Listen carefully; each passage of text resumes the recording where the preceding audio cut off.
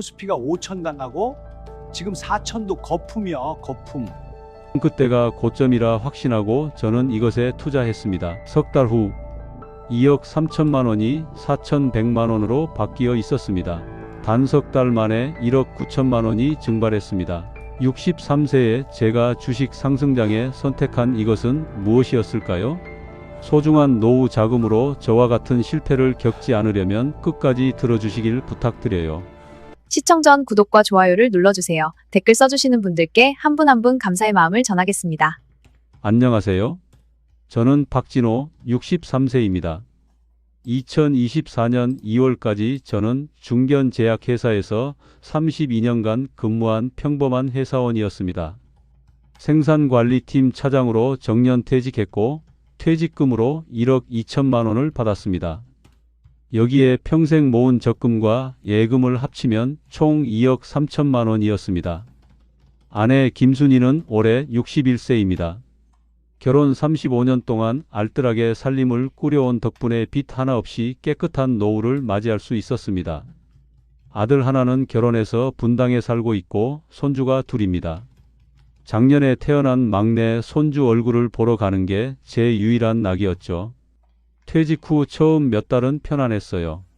아침에 일어나 동네 공원을 산책하고 오후에는 도서관에서 책을 읽었습니다. 저녁에는 아내와 함께 TV를 보며 소소한 대화를 나눴습니다. 여보, 이제 편하게 살아요. 우리 돈이면 충분해요. 아내는 늘 그렇게 말했습니다. 하지만 시간이 지날수록 마음 한구석이 불편해지더라고요. 은행에 맡긴 돈에서 나오는 이자는 한 달에 40만 원 남짓이었습니다. 국민연금 85만 원을 합쳐도 125만 원이었어요. 둘이 살기엔 괜찮지만 여유롭지는 않았습니다. 손주들 용돈 주고 병원비 내고 나면 빠듯했죠. 그해 가을 아들 부부가 집에 놀러 왔을 때였습니다.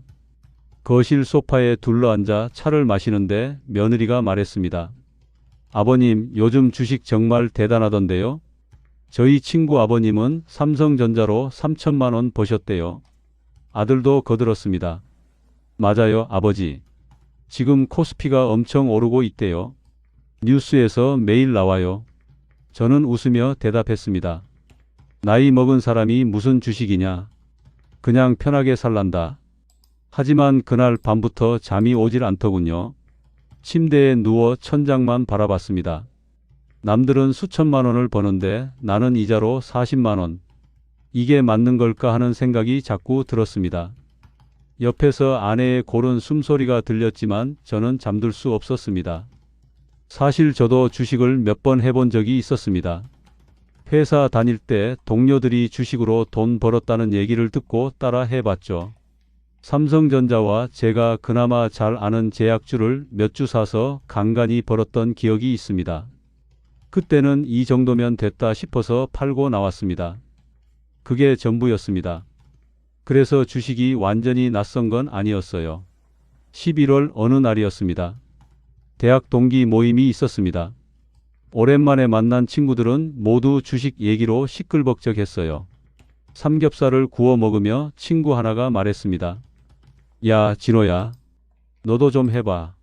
나 삼성전자로 3천 벌었어. 다른 친구가 맞장구 쳤습니다. 나는 SK하이닉스로 2,500 벌었고. 진짜? 대박이네. 친구들의 신난 목소리가 식당을 가득 채웠습니다. 소주잔을 부딪히며 웃고 떠들었습니다. 저만 조용히 고기를 구웠습니다. 진호야, 너 진짜 안 했어? 한 친구가 저를 봤습니다. 응, 난 그런 거 잘 모르겠더라. 아이고, 이 사람아. 지금이 기회인데? 곧 5천 간다고 다들 그래. 5천이면 엄청나네? 그러게. 역사적인 순간이야. 집으로 돌아오는 길, 지하철 안에서도 젊은 사람들이 휴대폰을 들여다보고 있었어요. 화면마다 초록색 숫자들이 춤을 췄습니다. 증권 앱이었습니다. 대학생으로 보이는 청년이 친구에게 말했습니다. 야, 나 오늘 50만 원 벌었어. 저는 창밖을 내다봤습니다. 11월의 서늘한 밤 공기가 창문을 스쳤습니다. 나도 해볼까? 그 생각이 머릿속을 떠나지 않았습니다. 그날 밤 집에 도착해서 컴퓨터를 켰습니다. 아내는 벌써 잠들었어요. 저는 거실 책상에 앉아 검색을 시작했습니다. 코스피 최고점, 버블, 주식 폭락, 역사. 새벽 2시까지 인터넷을 뒤졌습니다. 기사 하나가 눈에 들어왔습니다. 코스피 4,500 IT 버블 재현되나? 전문가가 경고하고 있었습니다. 역사상 급등한 주식시장은 반드시 조정을 받았습니다. 투자자들의 신중한 판단이 필요합니다. 그래, 이건 분명 거품이야. 저는 확신했습니다. 32년간 제약회사에서 일하며 시장의 흐름을 봐왔습니다. 신약이 나오면 주가가 오릅니다. 하지만 부작용이 발견되면 폭락합니다. 오르면 반드시 떨어집니다. 이건 자연의 법칙이었죠. 문득 떠오른 게 있었습니다. 2020년 코로나 때였습니다. 그때 주식이 갑자기 확 떨어졌었습니다. 뉴스에서 매일 폭락 소식이 나오고 회사 사람들이 모두 울상이었어요. 하지만 한 명만 웃고 있었습니다. 생산팀에 있던 김 대리였습니다. 30대 초반의 젊은 친구였는데 그 친구가 저한테 자랑하듯 말했던 게 기억났습니다. 차장님, 저 떨어질 때 인버스로 500만 원 벌었어요. 인버스? 그게 뭔데? 주가 떨어지면 돈 버는 거요. 남들이 손해 볼 때 저만 이익 보는 거죠. 그때는 그냥 흘려들었습니다. 젊은 친구들이 하는 복잡한 투자라고만 생각했죠. 하지만 지금 생각해보니 그게 답인 것 같았습니다. 그래, 인버스? 떨어질 때 돈 버는 거지. 저는 다시 검색을 시작했어요. 인버스가 뭔지, 어떻게 하는 건지, 어디서 사는 건지. 밤새 공부했습니다. 개념은 간단했습니다. 일반 주식은 주가가 오르면 돈을 벌지만 인버스는 반대로 주가가 떨어지면 돈을 법니다. 이거야. 무릎을 쳤습니다. 지금 주식시장은 너무 많이 올랐습니다. 곧 떨어질 겁니다. 그때 인버스를 사두면 남들이 손해볼 때 저만 돈을 버는 겁니다. 완벽한 계획이었어요. 새벽 4시가 되어서야 침대에 누웠습니다. 하지만 잠이 오지 않았습니다. 머릿속은 온통 숫자뿐이었죠. 만약 5천만 원을 넣고 20% 벌면 1천만 원입니다. 30% 벌면 1,500만 원입니다. 가슴이 두근거렸습니다. 다음 날 아침 저는 아내에게 조심스럽게 말을 꺼냈습니다. 아내가 아침 준비를 하고 있었습니다. 된장찌개 끓는 냄새가 집안을 가득 채웠습니다. 여보, 나 주식 좀 해볼까 해. 아내가 국자를 든 채 돌아봤습니다. 주식이요? 갑자기 왜요? 아니, 그냥 요즘 다들 하니까. 조금만 해볼까 해서. 아내는 잠시 망설이다 말했습니다. 글쎄요. 우리 나이에 그런 거 해서 뭐해요? 지금도 충분한데? 알아. 그냥 조금만. 떨어질 때 사는 거니까 안전할 거야. 떨어질 때 산다고요?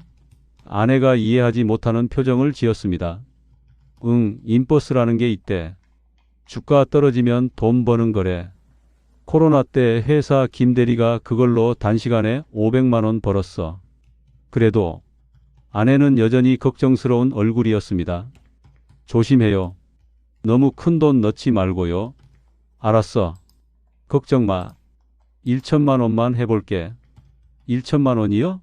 그것도 큰 돈인데. 괜찮아. 떨어지는 걸 사는 거니까 안전해. 아내는 더 이상 말하지 않았습니다. 밥상을 차리며 한숨을 쉬었습니다. 저는 그 한숨을 못 들은 척했습니다. 아침을 먹으며 저는 이미 계획을 세우고 있었습니다.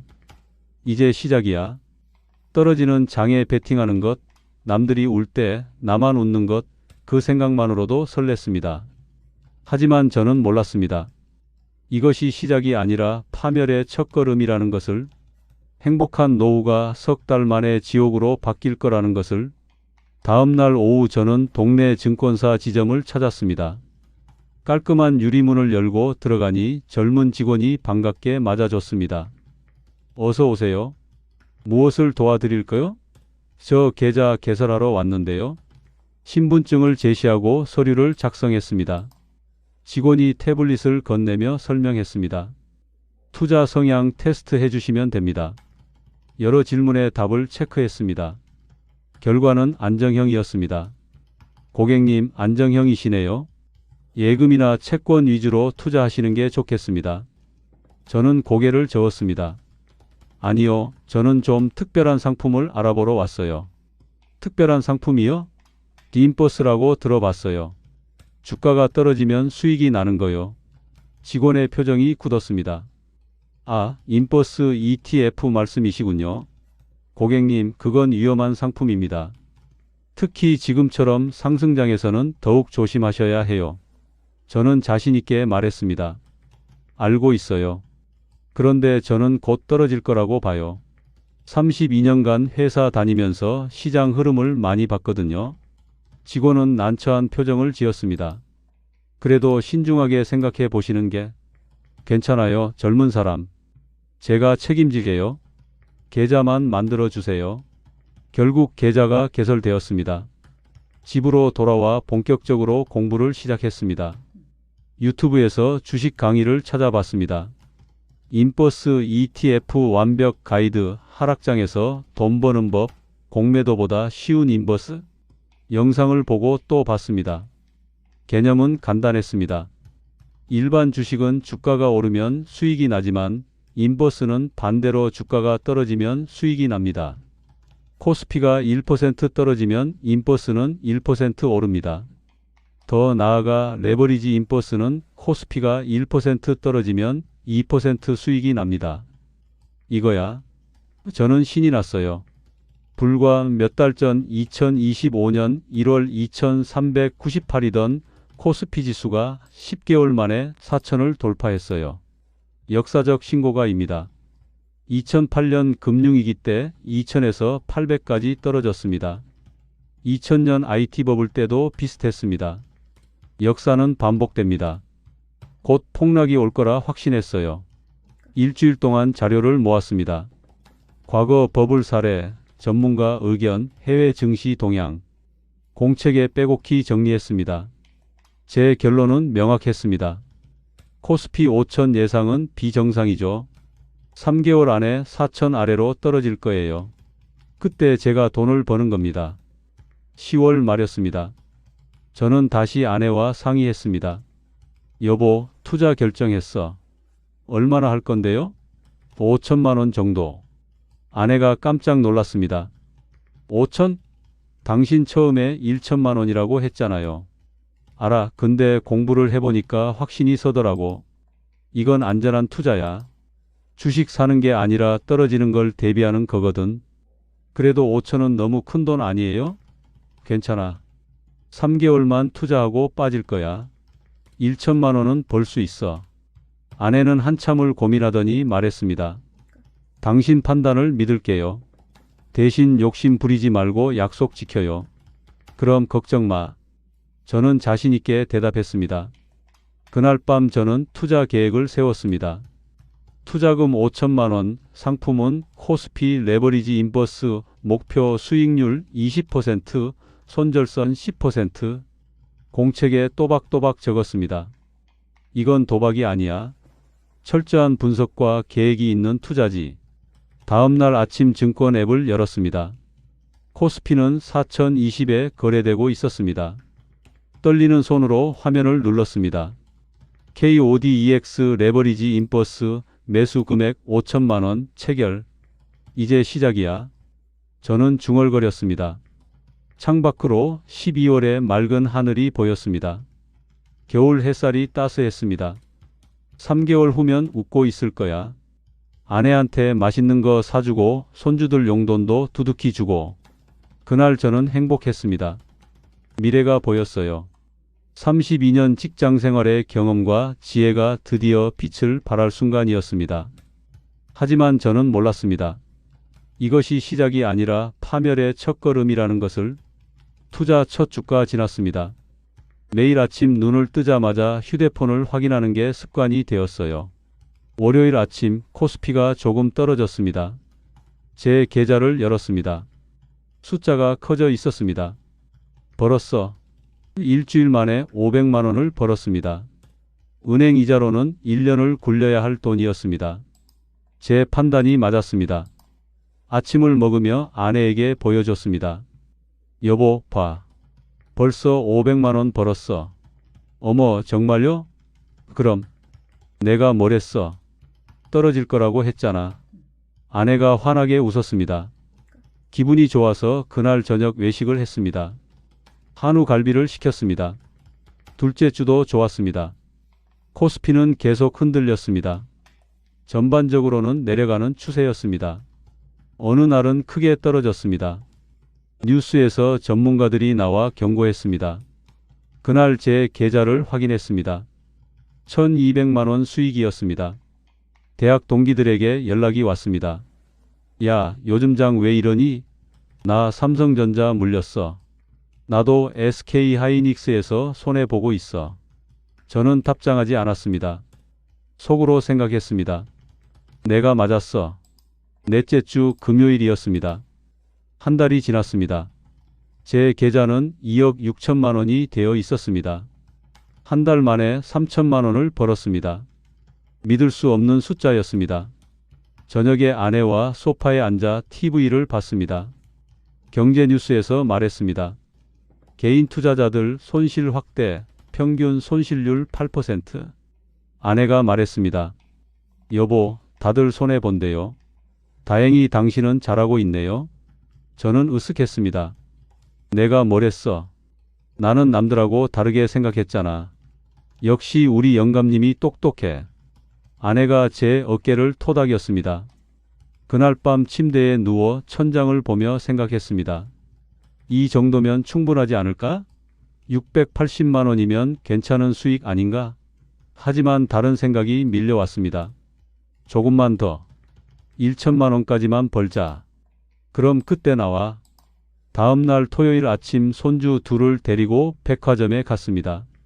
장난감 코너에서 큰 손주에게 30만 원짜리 레고를, 작은 손주에게 15만 원짜리 인형을 사줬습니다. 할아버지 감사해요. 손주들의 환한 웃음. 며느리가 놀란 표정으로 말했습니다. 아버님, 이렇게 비싼 걸?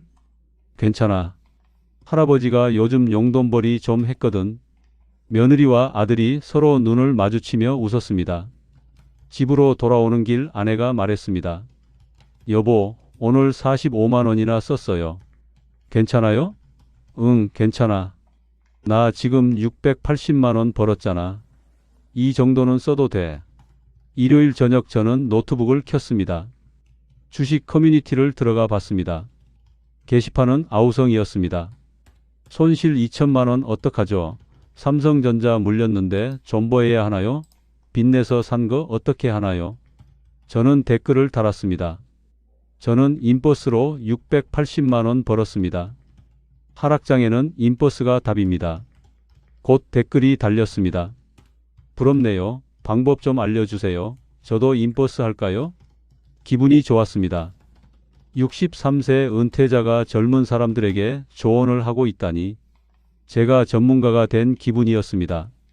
그날 밤 잠들기 전 저는 생각했습니다. 내일부터 본격적으로 떨어질 거야. 1천만 원은 금방이겠어. 행복했습니다.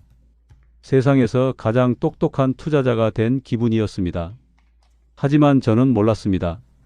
행복은 여기까지였다는 것을, 다음 주부터 지옥이 시작될 거라는 것을. 소파에 앉아 뉴스를 켰습니다. 경제뉴스에서 말했습니다. 미국 증시 상승에 힘입어 국내 증시도 강세를 보이고 있습니다. 앵커의 밝은 목소리가 거슬렸습니다. 채널을 돌렸습니다. 다른 채널도 비슷한 내용이었습니다. 아내가 일어났습니다. 여보, 왜 이렇게 일찍 일어났어요? 응, 그냥 잠이 안 와서. 어디 아파요? 아니야. 괜찮아. 아내는 부엌으로 가서 아침 준비를 시작했습니다. 아침을 먹으며 아내가 물었습니다. 주식은 어때요? 거짓말이 나왔습니다. 응, 괜찮아. 조금 빠졌는데 곧 회복될 거야. 다행이네요. 너무 걱정했어요. 밥이 목구멍으로 넘어가지 않았습니다. 오전 9시 장이 열렸습니다. 코스피는 계속 올랐습니다. 제 계좌도 계속 줄었습니다. 실시간으로 돈이 사라졌습니다. 손에 땀이 났습니다. 심장이 빨리 뛰었습니다. 왜 오르는 거야? 떨어져야 하는데. 오후 3시 30분 장이 마감되었습니다. 하루 만에 수익이 반토막 났습니다. 그날 밤 잠이 오지 않았습니다. 이불을 뒤집어 쓰고 휴대폰을 켰습니다. 미국 증시를 확인했습니다. 미국 증시도 올랐습니다. 내일도 오르겠네? 식은땀이 났습니다. 다음 날 화요일도 마찬가지였습니다. 코스피는 또 올랐습니다. 며칠 전 3천만 원 수익이 이제 마이너스로 바뀌었습니다. 이건 말이 안 돼. 휴대폰을 던지고 싶었습니다. 하지만 계속 확인해야 했습니다. 중독이었습니다. 점심도 먹지 않았습니다. 머릿속은 온통 숫자뿐이었습니다. 금요일 아침 대학 동기에게서 전화가 왔습니다. 진호야, 너 인버스 한다며? 미쳤냐? 지금 오르는 판인데? 빨리 나와. 곧 떨어질 거야. 제 목소리는 떨렸습니다. 언제? 지금 코스피가 계속 오르는데? 빨리 손절해. 전화를 끊었습니다. 친구마저 저를 이해하지 못했습니다. 그날 저녁 코스피 마감을 봤습니다. 또 올랐습니다. 일주일 만에 수익이 손실로 바뀌었습니다. 거울을 봤습니다. 다크서클이 생겼습니다. 일주일 만에 몇 킬로그램이 빠진 것 같았습니다. 주말이었습니다. 토요일 오후 아들 가족이 놀러 왔습니다. 할아버지 다 만들었어요. 억지로 웃었습니다. 며느리가 물었습니다. 아버님, 안색이 안 좋으신데 괜찮으세요? 응, 괜찮아. 요즘 잠을 좀 못 잤어. 일요일 저녁 노트북을 켰습니다. 코스피 내년 5천 돌파 전망. 모든 기사가 상승을 예상했습니다. 제 예상과 정반대였습니다. 노트북을 덮었습니다. 저는 중얼거렸습니다. 조금만 더 버티면 떨어질 거야. 하지만 불안은 점점 커졌습니다. 밤마다 악몽을 꿨습니다. 새해가 다가오고 있었습니다. 하지만 저는 새해가 두려웠습니다. 2026년 1월 새해가 밝았습니다. 명절 내내 저는 휴대폰만 들여다봤습니다. 코스피는 계속 오르고 제 돈은 계속 줄었습니다. 1월 6일 화요일이었습니다. 증시가 다시 열리자 그날 아침 저는 전율했습니다. TV를 켰습니다. 뉴스 속보가 나오고 있었습니다. 역사적인 순간입니다. 코스피가 사상 최초로 4,500을 돌파했습니다. 앵커가 흥분한 목소리로 외쳤습니다. 투자자들이 박수를 치고 있었습니다. 저는 그 자리에 얼어붙었습니다. 제가 거품이라고 생각했던 4,000을 넘어 4,500까지 올랐습니다. 믿을 수 없었습니다. 떨리는 손으로 휴대폰을 켰습니다. 제 계좌를 열었습니다. 숨이 멎는 줄 알았습니다. 1억 3천만 원, 2억 3천만 원을 넣어서 1억 3천만 원이 남았습니다. 1억 원이 사라졌습니다. 안 돼. 신음이 나왔습니다. 휴대폰이 바닥에 떨어졌습니다. 소파에 주저앉았습니다. 숨을 쉴 수가 없었습니다. 여보, 무슨 일이에요? 아내가 달려왔습니다. 아무것도 아니야. 얼굴이 왜 그래요? 아니야, 괜찮아. 하지만 괜찮지 않았습니다. 그날 밤 아내가 물었습니다. 여보, 주식은 어때요? 뉴스에서 4,500 돌파했다는데? 거짓말을 했습니다. 응, 괜찮아. 다행이네요. 다들 대박 났다는데 우리도 좀 벌었으면 좋겠어요. 가슴이 찢어지는 것 같았습니다. 화장실로 갔습니다. 문을 잠갔습니다. 변기 뚜껑을 닫고 앉았습니다. 소리 없이 울었습니다. 다음 날 목요일 아침이었습니다. 저는 결심했습니다. 더 이상은 버틸 수 없다는 것을. 떨리는 손으로 매도 버튼을 눌렀습니다. 정말 전액 매도하시겠습니까? 예. 클릭. 체결 완료. 최종 매도가 1억 3천만 원. 2억 3천만 원을 넣어서 1억 3천만 원이 남았습니다. 석 달 만에 1억 원이 증발했습니다. 휴대폰을 내려놓았습니다. 아무 생각도 나지 않았습니다. 그냥 멍하니 천장만 바라봤습니다. 끝났습니다. 모든 게 끝났습니다. 하지만 여기서 끝이 아니었습니다. 그날 오후 저는 은행을 찾았습니다. 대출 상담을 받았습니다. 아파트 담보대출이요. 용도가 집 리모델링이요. 거짓말이었습니다. 대출 가능 금액은 5천만 원 정도입니다. 금리는 연 4.5%고요. 5천만 원 빌릴게요. 서류에 도장을 찍었습니다. 평생 살아온 집을 담보로 잡았습니다. 왜 그랬을까요? 1억을 잃고도 정신을 차리지 못했습니다. 이번엔 진짜 정점이야. 지금 물타기 하면 회복할 수 있어.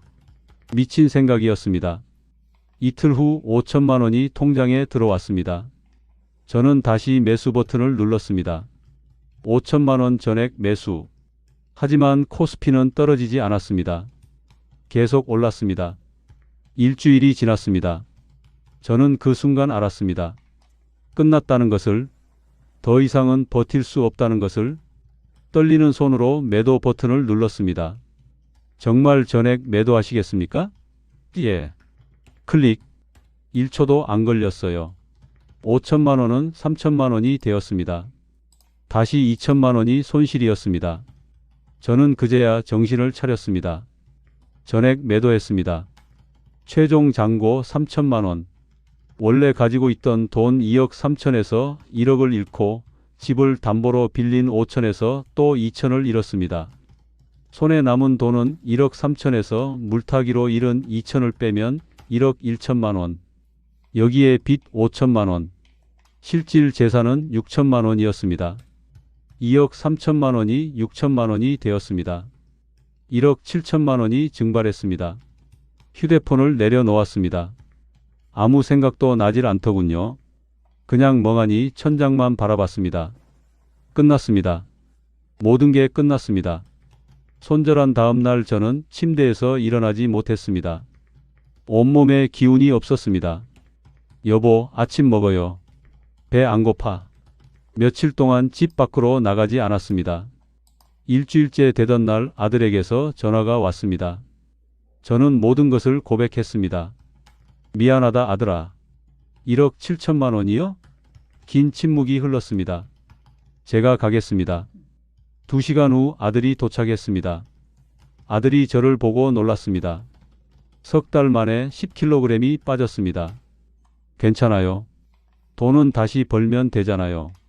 눈물이 났습니다. 미안하다. 아버지가 미안해. 아들이 저를 껴안았습니다. 63세 아버지가 30대 아들 품에서 아기처럼 울었습니다.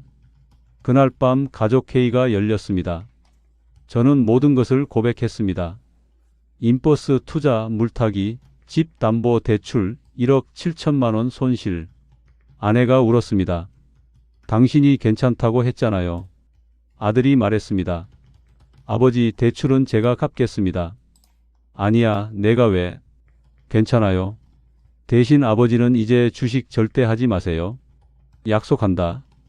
다음 날부터 일자리를 찾기 시작했습니다. 63세가 할 수 있는 일은 많지 않았습니다. 이틀을 찾아다닌 끝에 아파트 경비 자리를 구했습니다. 월급 190만 원, 야간 근무 포함, 주 6일 근무. 1월 말 첫 출근을 했습니다. 아파트 경비실. 32년 동안 사무실에서 일하던 제가 이제 경비실에 앉아 있었습니다. 차량 출입을 확인하고 택배를 정리하고 쓰레기를 치웠습니다.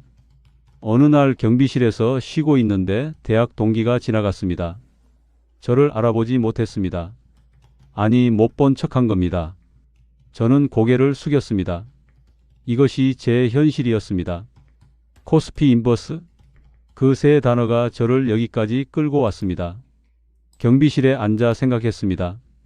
도대체 어디서부터 잘못된 걸까요? 32년 직장 생활을 했다고 해서 시장을 예측할 수 있다고 생각했습니다. 하지만 제가 아는 건 아무것도 없었습니다. 인버스가 뭔지 제대로 알지도 못하고 코로나 때 김 대리가 500만 원 벌었다는 얘기만 듣고 따라했습니다. 은행 직원이 말렸습니다. 아내도 걱정했죠. 모두가 경고했지만 저는 듣지 않았습니다. 왜 그랬을까요? 남들이 버는데 나만 못 버는 것 같은 소외감 때문이었습니다. 가장 큰 실수는 손절 타이밍을 놓친 것이었습니다. 처음 손실이 났을 때 나왔어야 했습니다. 하지만 조금만 덜하는 생각으로 버텼습니다. 이미 잃은 돈이 아까워서였습니다. 그 희망이 저를 지옥으로 끌고 갔습니다. 또 하나 깨달은 것이 있습니다. 빌린 돈으로는 절대 투자하면 안 된다는 것입니다. 제 돈으로도 모자라 집까지 담보로 잡았습니다. 아들이 대신 갚아주고 있는 게 더 가슴 아픕니다. 30대 아들이 60대 아버지 빚을 갚고 있습니다. 노후 자금은 도박이 아닙니다. 남은 인생을 살아갈 생명줄입니다. 지금 이 글을 읽는 분들께 간곡히 부탁드립니다. 저와 같은 실수를 하지 마세요. 모르는 상품은 절대 하지 마세요. 빌린 돈으로 투자하지 마세요. 손절 타이밍을 정해 두세요. 남과 비교하지 마세요. 시장을 예측하지 마세요. 가족과 상의하세요. 욕심을 버리세요. 지금 저는 경비로 일하며 월 175만 원을 받습니다. 석 달 전 3천만 원을 벌었다고 기뻐하던 제가 이제 175만 원에 감사합니다. 여러분의 노후 자금은 도박칩이 아닙니다. 한순간의 욕심으로 평생을 망치지 마세요. 경비 일을 시작한 지 2주가 지났습니다. 매일 아침 5시 30분에 일어나 출근합니다. 하루 12시간, 주 6일입니다. 온몸이 쑤시지만 불평하지 않습니다. 제 나이에 일자리가 있다는 것 자체가 축복입니다.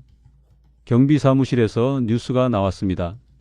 역사적인 순간입니다. 코스피가 사상 최초로 5천을 돌파했습니다.